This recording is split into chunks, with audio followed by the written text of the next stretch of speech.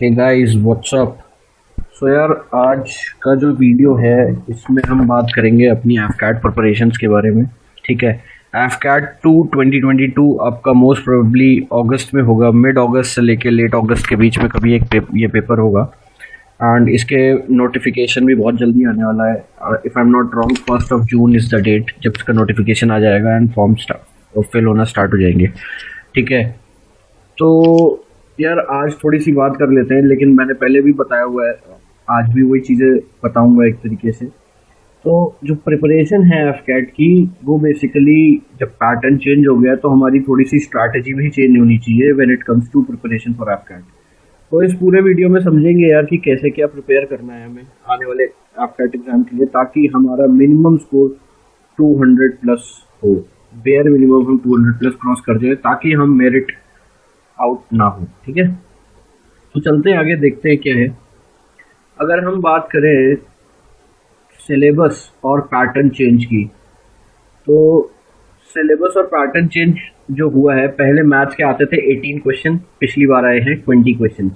English में आते थे आपके 25 क्वेश्चन, अब हो गए 30 क्वेश्चन। रीजनिंग में आते थे 32 क्वेश्चन एंड इसमें हो गए हैं 25 क्वेश्चन। जनरल नॉलेज सेम रहा है, पहले भी 25 आते थे, अभी भी 25 आते हैं, लेकिन बाकी तीनों में जो चेंजेस हो गए हैं उसके रिगार्डिंग हमारी क्या स्ट्रैटेजी होनी चाहिए अब, वो बहुत ज़्यादा इम्पोर्टेंट हो जाती है। तो यार, अगर हम मैथ्स की बात करें तो मैथ्स का अभी मैं आपको दिखाऊंगा क्या क्या चैप्टर्स, कौन कौन से टॉपिक्स इंपॉर्टेंट हैं, आपकी क्या स्ट्रैटेजी रहनी चाहिए इसको प्रिपेयर करने के लिए, कितने क्वेश्चंस आपको किस टॉपिक से कैसे करने हैं, वो सब बात करेंगे अभी जब हम इंडिविजुअली हर सेक्शन को केटर कर रहे होंगे तो। बट यहाँ पे एक चीज़ समझने वाली है कि ये जो इंग्लिश में क्वेश्चंस बढ़े हैं और रीजनिंग में क्वेश्चंस कम हो गए हैं, तो यार रीजनिंग के क्वेश्चंस जो यहाँ पे 7 कम हुए हैं वो बहुत इजी होते थे। ठीक है। तो ये अब थोड़ा सा चैलेंजिंग इसलिए हो गया because people find it difficult to cater English. ठीक है। तो इंग्लिश को कवर करने के लिए क्या स्ट्रैटेजी होनी चाहिए वो भी अभी हम आगे देखेंगे। बट फिलहाल के लिए यहाँ पे ये समझ लो कि पैटर्न चेंज हुआ है तो हमारी स्ट्रैटेजी भी चेंज होनी चाहिए। ठीक है। तो शुरू करते हैं यार रीजनिंग से। ठीक है। तो रीजनिंग में कौन कौन से टॉपिक इंपॉर्टेंट है उसकी एक लिस्ट है, वो लिस्ट आपके सामने है, अकॉर्डिंगली प्रिपेयर करिए। And if you guys need help from defence course just let me know. Number आखिरी में दिया होगा, तो you can note down the number and you can WhatsApp me on you can WhatsApp me. ठीक है। सो reasoning की अगर बात करें तो सबसे पहले ऑड वन आउट। ठीक है। देन एनालॉजी बहुत ज़्यादा इंपॉर्टेंट, हर बार 2 से 3 क्वेश्चन आते हैं इसमें, और स्पेशली जो ओलॉजीज वाले क्वेश्चन होते हैं ना, डर्मेटोलॉजिस्ट इज टू दिस, तो बायोलॉजी इज टू दिस। ठीक है। तो इस तरीके से वाले जो एनालॉजी के क्वेश्चन हैं बहुत ही ज़्यादा इंपॉर्टेंट है। Then Venn diagram, pattern completion, पता है आपको नेक्स्ट पैटर्न में क्या आएगा, है ना। डॉट सिचुएशन एनालिसिस, पिछली बार अच्छे क्वेश्चन आए थे इसके और 3 से 4 क्वेश्चन आ गए थे। एक जो नया टॉपिक देखने को मिला था वो है ब्लड रिलेशन, है ना। फिर मिसिंग फिगर्स, नेक्स्ट फिगर कौन सा आएगा या कौन सा फिगर मिसिंग है। Embedded figures is also a part of this missing figure. Then figure classification, coding and decoding and sequencing. ठीक है। सीक्वेंस में क्या फॉलो हो रहा है। ठीक है। तो ये सारी चीज़ें, कोई भी अगर आप सेल्फ प्रिपेयर कर रहे हो, सेल्फ स्टडी कर रहे हो, तो कोई भी बुक रीजनिंग के उठा लो, उसमें ये सारे क्वेश्चन आपको मिल जाएंगे। और अगर कहीं से प्रैक्टिस कर रहे हो किसी चीज़, कहीं पे इनरोल्ड हो या फिर कहीं पे इनरोल होना चाह रहे हो, then accordingly you can think of what you need to study, क्योंकि हमें सब कुछ नहीं पढ़ना है, जो एग्जाम के लिए रेलिवेंट है वो पढ़ना है। ठीक है।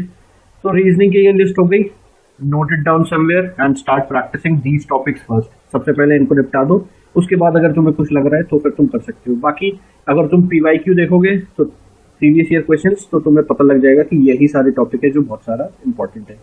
ठीक है। आगे बढ़ते हैं यार। अगर हम मैथमेटिक्स की बात करें, मैथमेटिक्स की, तो ये टॉपिक इतना फ्रीक्वेंट नहीं है बट फिर भी इम्पोर्टेंट है।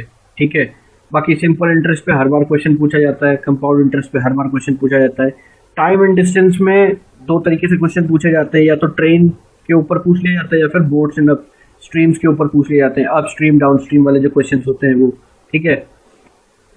फिर अगर तुम एवरेज की बात करो तो एवरेज से हर बार क्वेश्चंस पूछे जाते हैं। Profit and loss, very easy and scoring topic. Percentage similarly very easy and scoring topic. Ratio and proportions, again it is very important. Time and work. So again this is the list, इसको note down करो। अगर कोई भी कहीं से practice कर रहे हो या कोई बुक यूज कर रहे हो तो अकॉर्डिंगली इन टॉपिक्स को सबसे पहले खत्म करो, एंड इन टॉपिक्स को खत्म करने के बाद ही अगर तुम्हें लगता है कि ये भी इंपॉर्टेंट है तो जाना, एल्स यही टॉपिक्स हैं जो एफकैट में हर बार पूछे जाते हैं और यही टॉपिक्स तुम्हें पहले कवर करने भी हैं। So make down the list and start preparing these topics. अगर कोई बुक, कोई सजेशन मांग रहा है या किसी को लगता है कौन सी बुक यूज करनी चाहिए तो RS Agarwal would be one such resource I would recommend, and you can start practising from RS Agarwal. ठीक है, नेक्स्ट चलते हैं यार, इंग्लिश की बात करते हैं। तो इंग्लिश में बहुत ज़्यादा दिक्कत होती है लोगों को, रीजनिंग में कम होती है और मैथ्स में कम होती है, इंग्लिश और GK में सबसे ज़्यादा होती है। तो अगर प्रायोरिटी सेट की जाए तो सबसे ईजी लोगों को लगती है रीजनिंग, देन लगती है मैथ्स, देन लगती है इंग्लिश एंड फाइनली GK। ठीक है, तो ये प्रायोरिटी में लोगों से जितने मैंने बात करी उन लोगों ने मुझे यही बताया। तो इंग्लिश में क्या क्या इंपॉर्टेंट है यार, इंग्लिश में देखो सबसे ज़्यादा स्कोरिंग, और अगर तुम्हें मान लो जैसे अब 30 क्वेश्चन आ रहे हैं तो 30 में तुम्हारा टारगेट रहना चाहिए कि तुम एटलीस्ट 25 प्लस सही करके, और 25 से नीचे मत ही जाओ। इसमें ये 25 प्लस स्कोर कब करोगे आप, जब आपका सिनोनिम, एंटोनिम और इडियम्स एंड फ्रेजेस ये 3 टॉपिक बहुत अच्छे से कंप्लीट होंगे। देखो ये comprehension, basic grammar, filling the blanks और टेंसेस एफकैट की बहुत ही ज़्यादा इजी आती है ना, बहुत ही ज़्यादा इजी होती है। डायरेक्ट आंसर्स पैराग्राफ में मिल जाते हैं, कॉम्प्रिहेंशन में मिल जाते हैं, आपको बहुत ज़्यादा माइंड अप्लाई करने की भी ज़रूरत नहीं होती है। तो ये तो वो टॉपिक है जो सब सही करके आते हैं, है ना, तो इसमें तो इतनी दिक्कत किसी को नहीं आती है। जहाँ पे हमारी नैया फंसती है वो है आपके सिनोनिम्स, एंटोनिम्स और इडियम्स एंड फ्रेजेस। तो इसके लिए क्या किया है भाई, डिफेंस कोर का टेलीग्राम चैनल है, वहाँ पे जाओ, वहाँ पे तुम्हें लिस्ट मिल जाएगी वोकैबुलरी की, उसमें सिनोनिम एंटोनिम दिए हुए हैं, इडियम्स एंड फ्रेजेस की भी लिस्ट मिल जाएगी। ठीक है, बाकी अपनी जो मैं क्लासेस लेता हूँ daily for the people who have enrolled in defence corps, अगर तुम किसी को जानते हो तो उनसे पूछ सकते हो how we cover antonyms and synonyms along with idioms and phrases so extensively कि जो लिस्ट या जो टॉपिक मैं पढ़ा रहा होता हूँ उससे बाहर कुछ भी आता ही नहीं है। Error detection is something I would like to be cautious about, because यहाँ पे लोग नेगेटिव ज़्यादा करके आते हैं, है ना। तो यार मैं तुमसे कह रहा हूँ 25 प्लस क्वेश्चन करके आओ, 25 ही कर दो तुम। एरर डिटेक्शन वाले जिसमें 100% श्योर हो केवल वही अटेम्प्ट करो, यहाँ पे नेगेटिव मार्किंग मत करो। ठीक है, एफकैट में नेगेटिव मार्किंग बहुत ज़्यादा हैम्पर करती है रिजल्ट को, हमारे स्कोर को, हमें पता नहीं लगता है। लेकिन अगर आप मोटी मोटी बात देखो यार, एक सही क्वेश्चन आप करते हो तो आपको मिलता है +3, एक गलत क्वेश्चन आप करते हो तो आपको मिलता है -1। ठीक है, अब +3 से -1 जाने का सफ़र कितना आगे हो गया, बहुत ज़्यादा बड़ा हो गया। ठीक है, तो आपका एक तरीके से देखो आप तो 7, आपके एक्सपेक्टेड रिजल्ट में 7 नंबर का अंतर आ जाता है ना।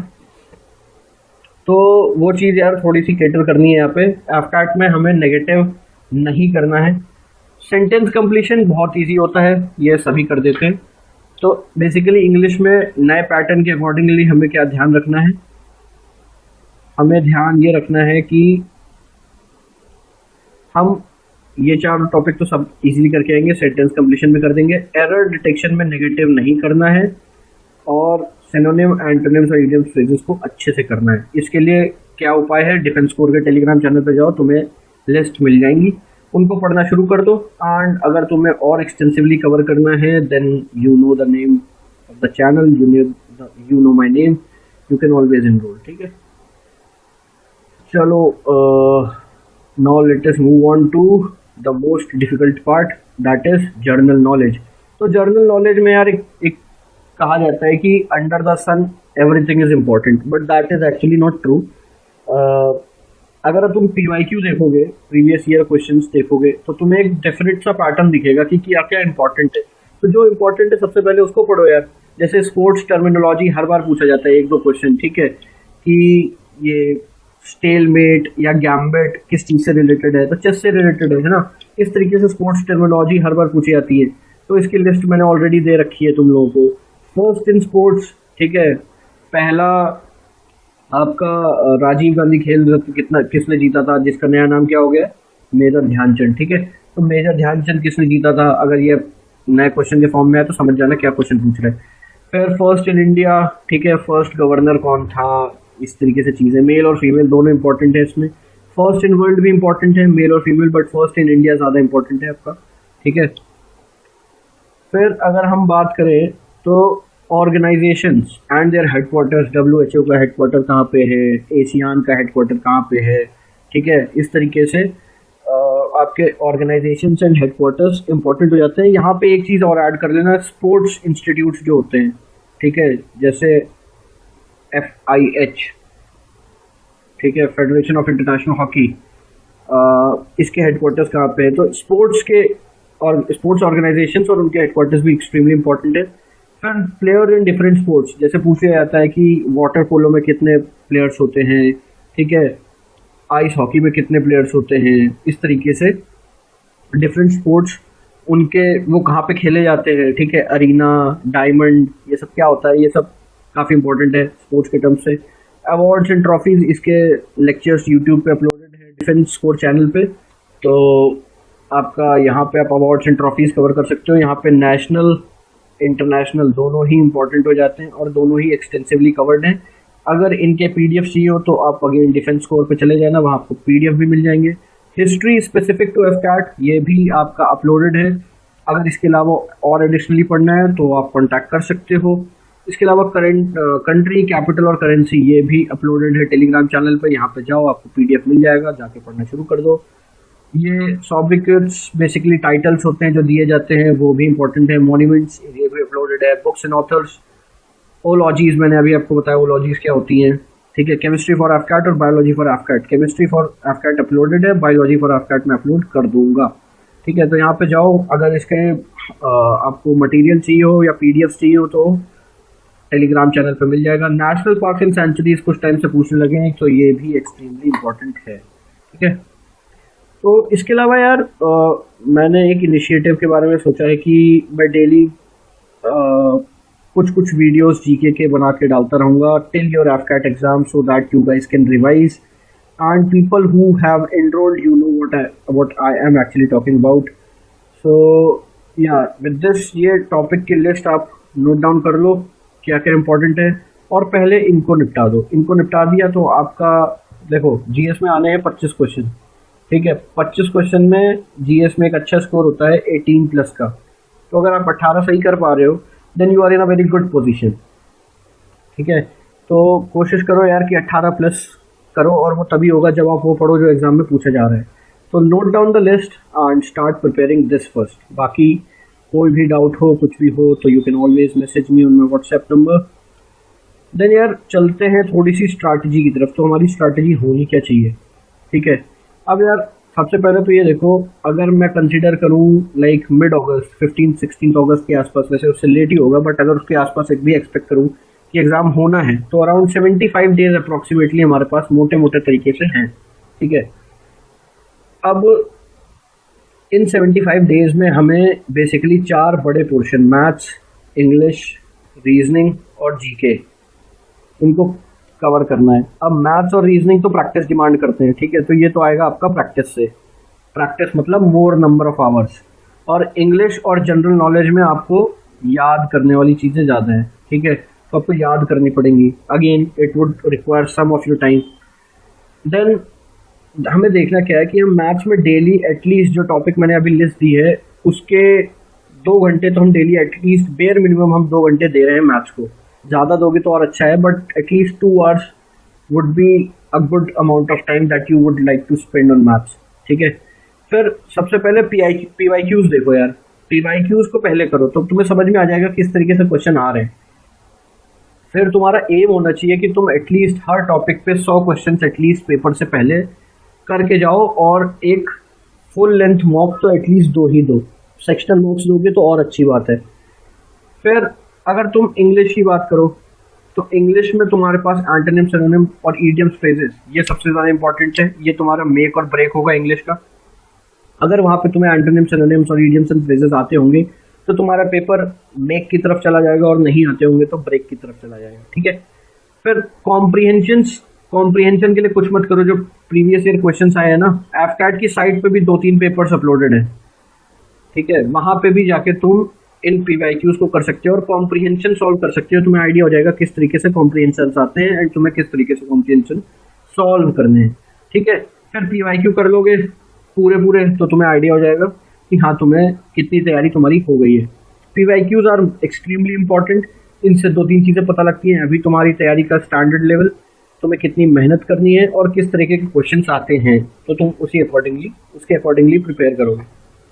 फिर अगर तुम रीजनिंग की बात करो तो रीजनिंग में यार तुमको बता दिया, जो भी स्टैंडर्ड बुक अगर फॉलो कर रहे हो और अगर मेरे साथ एसोसिएटेड हो तो तुम्हें पता ही है हम हर दूसरे ऑल्टरनेट डे पे रीजनिंग करते ही करते हैं। देन प्रीवियस ईयर क्वेश्चंस मैं करा ही रहा हूँ जो भी लोग मेरे साथ इनरोल्ड हैं, बट जो नहीं है उनके लिए मैं कह रहा हूँ कि कोई भी एक बुक ले लो स्टैंडर्ड बुक एंड उससे स्टार्ट प्रैक्टिसिंग रीजनिंग। मॉक्स बहुत ज़्यादा इंपॉर्टेंट है रीजनिंग में। सेक्शनल मॉक्स कोशिश करो ज़्यादा से ज़्यादा दो एंड कोशिश करो कि जितने भी टॉपिक मैंने ऊपर मेंशन किए थे वो सारे ही टॉपिक्स आप एटलीस्ट अच्छे अमाउंट ऑफ क्वेश्चन उनके करके जाओ, ठीक है। जनरल नॉलेज में people again who are associated with me, हम रेगुलर क्लासेस कर रहे हैं और काफ़ी चीज़ें हमने पढ़ भी ली हैं एंड PDFs वगैरह आपके पास सारे हैं ही। But those who are not enrolled with us, उनके लिए क्या है यार कि जो टॉपिक की लिस्ट मैंने दी है पहले उनको ख़त्म करो, उसके बाद प्रीवियस ईयर देखो और पैटर्न समझने की कोशिश करो कि क्या क्या पैटर्न फॉलो हो रहा है। एंड थर्ड ये है कि यार यूट्यूब पे ना मेरी एक AFCAT पे जाओगे, जब तुम डिफेंस कोर के चैनल पे जाओगे तो तुम्हें AFCAT की एक प्लेलिस्ट मिल जाएगी, तो वहाँ उसको फॉलो करते रहो रेगुलरली, वहाँ पे तुम्हें बहुत सारा कंटेंट मिल जाएगा। प्लस टेलीग्राम पे जाके तुम फाइल सेक्शन में जाके उन सारी चीज़ों को डाउनलोड कर सकते हो जो कि मैंने अपलोड कर रखी हैं, ठीक है। तो यार ये थी हमारी स्ट्रैटेजी। अब हम कुछ बात कर देते हैं यार कितने आइडियल क्वेश्चंस हमें करने चाहिए, ठीक है, एंड किन किन चीज़ों को हमें अवॉइड करना चाहिए। तो अगर उसकी बात करें हम, तो यार हमारा आइडियल क्वेश्चंस देखो, तुम्हें 200 प्लस नंबर चाहिए, ठीक है। इतने में तुम आराम से people who will be opting for ground duty उनके लिए बोल रहा हूँ स्पेसिफिकली, फ्लाइंग के लिए तो रिकमेंड हो जाओ तो आप आराम से मेरिट इन हो। बट अगर ग्राउंड ड्यूटी के लिए जो लोग एलिजिबल है या फिर जिन्होंने ग्राउंड ड्यूटी ऑप्ट कर रखा है फॉर सम रीजंस, और फॉर जो इंजीनियरिंग ट्रेड्स के लिए जा रहे हैं उनके लिए 200 प्लस यार थोड़ा सा इंपॉर्टेंट हो जाता है, ठीक है। 200 प्लस वरना आप मेरिट आउट होने के चांसेस होते हैं।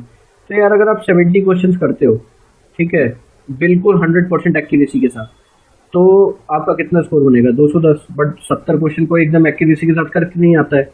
तो I suggest people who are enrolled with us to go for 80 to 82 questions, ठीक है। आपको हर सेक्शन में सारे क्वेश्चन करने की ज़रूरत नहीं है। हाँ, मैथ्स और रीजनिंग में कोशिश करो कि पूरे 20 क्वेश्चन मैथ्स में और रीजनिंग में 25 for 25, ये 45 क्वेश्चन आपके सही के सही होने चाहिए, बिकॉज इसमें गलत होने की गुंजाइश नहीं है। बट इंग्लिश और जो आपका क्या कहते हैं जीके है, इंग्लिश में 30 क्वेश्चंस और जीके में 25 क्वेश्चंस, तो इसमें अगर आप 18 प्लस कर रहे हो it's a very good score. English में आप 25 प्लस कर रहे हो, again it's a very good score.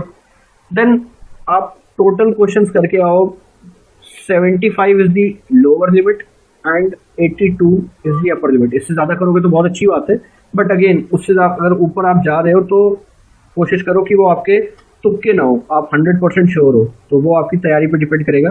But हाँ, सही क्वेश्चन आपको अराउंड 82 के आसपास आने चाहिए। 75 to 82 अगर आप करके आ रहे हो बिल्कुल सही, तो आपका एक अच्छा स्कोर बनेगा, एक डिसेंट स्कोर बनेगा। 200 प्लस नंबर लाना बहुत ज़्यादा टफ नहीं है इस एग्ज़ाम में, बस आपको ये पता होना चाहिए कि हमें पढ़ना क्या है, ठीक है। रही बात 75 डेज़ की, तो 75 डेज़ में आपको किस तरीके से डिस्ट्रीब्यूशन करना है वो मैंने आपको बता दिया है। एटलीस्ट 2 से 3 घंटे मैथ्स को दीजिए, रीजनिंग को दीजिए 1 से 1.5 घंटा 2 घंटे, एंड बाकी का टाइम जीके और आपका इंग्लिश को दीजिए। बट समस्या यहाँ पे एस्पिरेंट्स के साथ ये आती है कि एक डिफेंस एस्पिरेंट आपका CDS के लिए भी पढ़ रहा होता है, AFCAT के लिए भी पढ़ रहा होता है एंड CAPF के लिए भी पढ़ रहा होता है, ठीक है। तो आपका इन तीनों चीज़ों के लिए एक एस्पिरेंट पढ़ रहा होता है, तो यहाँ पे उसके पास टाइम की कमी आ जाती है, ठीक है। कि CDS के लिए उसको NCERTs भी पढ़नी है, लक्ष्मीकांत भी पढ़नी है, GS स्ट्रॉन्ग करना है, साइंस भी पढ़नी है, बट AFCAT की वो डिमांड नहीं है। CAPF के लिए थोड़ा सा और एक्सटेंसिवली चीज़ें पढ़नी पड़ जाती हैं और राइटिंग प्रैक्टिस अच्छी होनी चाहिए। तो ये सारी चीज़ें थोड़ी सी मैनेज करना मुश्किल होती है, but again you need to prioritise कि तुम्हें क्या पढ़ना है, तुम्हें हर चीज़ नहीं पढ़नी है, ठीक है। एग्ज़ाम ओरिएंटेड, एग्ज़ाम स्पेसिफिक पढ़ो, कैसे पता लगेगा क्या स्पेसिफिक है एग्जाम के लिए? PYQs देखो, प्रीवियस ईयर क्वेश्चंस, एंड कोशिश करो कि उसी पैटर्न पे पढ़ो. बाकी if you guys need any help और any sort of suggestion, so you can always message me on my WhatsApp number. This is my WhatsApp number, and I'll revert it to you guys. So with this, I am signing off. If you guys have any questions, do let me know in the comments. So yeah, this is Love Singh from Defense Corps. Ye dil mange moor. Chalo, bye.